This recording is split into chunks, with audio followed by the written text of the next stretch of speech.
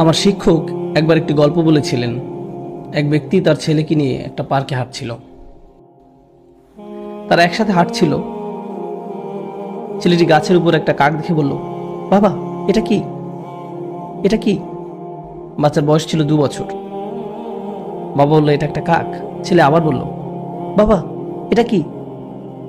বাবা আবার উত্তর দিল, এটা একটা কাক। আচ্ছা ঠিক আছে, বাবা এটা কি? বাবা বলল, এটা একটা কাক। ও কাক, এটা কি? এটা একটা কাক। এভাবে 10 মিনিট ছেলেটি বাবাকে প্রশ্ন করে গেল। বাবা 30 বার উত্তর দিলেন।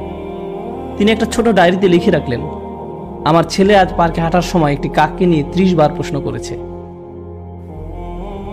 যেটা ছিল পৃথিবীর সবচেয়ে সুন্দর জিনিস। 30 বছর পর ছেলের বয়স এখন 2 বছর না, তার বয়স 32 বছর।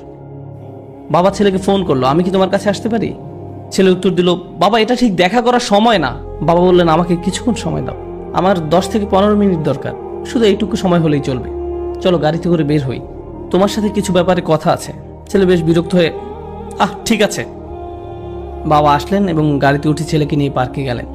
ছেলে মহা বিরক্ত হয়ে বলল, এসব কি বাবা, আপনি কি খুব দ্রুত বলতে পারবেন? আমার কাজ আছে। বাবা বললেন, শুধু আমার সাথে হাঁটো। তারা হাঁটছিল এবং গাছের উপর একটি কাক দেখতে পেল। বাবা বললেন, বৎস এটা কি? তুমি কি সত্যিই জানতে চাও এটা কি? এটা একটা কাক। ও বৎস এটা কি? ছেলে এবার প্রচন্ড রেগে গেল। এটা কি একটা খেলা? আমার কাজ আছে, ঠিক আছে? এটা একটা কাক, আপনি কি দেখতে পাচ্ছেন না? আমি গত মাসেও আপনাকে নতুন চশমা এনে দিয়েছি। আমার সাথে এমন কেন হচ্ছে?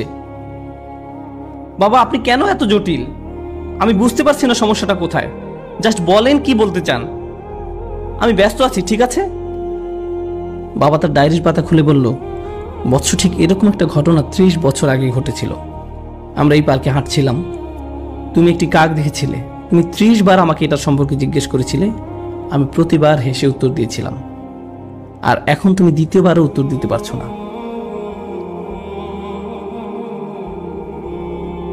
আমরা আমাদের পিতামাতাকে কি দিচ্ছি? মূল বিষয় হলো, আল্লাহ প্রথমে নিজের কথা উল্লেখ করেছেন, তারপর পিতামাতার কথা উল্লেখ করেছেন। তোমরা নিজেরাই চিন্তা করো, তারা তোমাদের জন্য কি করেছেন এবং তোমরা তাদের জন্য কি করছো।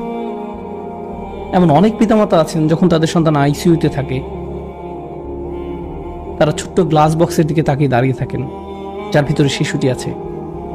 দিন রাত 24 ঘন্টা হাসপাতালে শুধু দাঁড়িয়েই থাকেন, কখনো বসেন না, শুধু দাঁড়িয়ে থাকেন। ভেন্ডিং মেশিনের খাবার দিয়ে তাদের জীবন চলছে।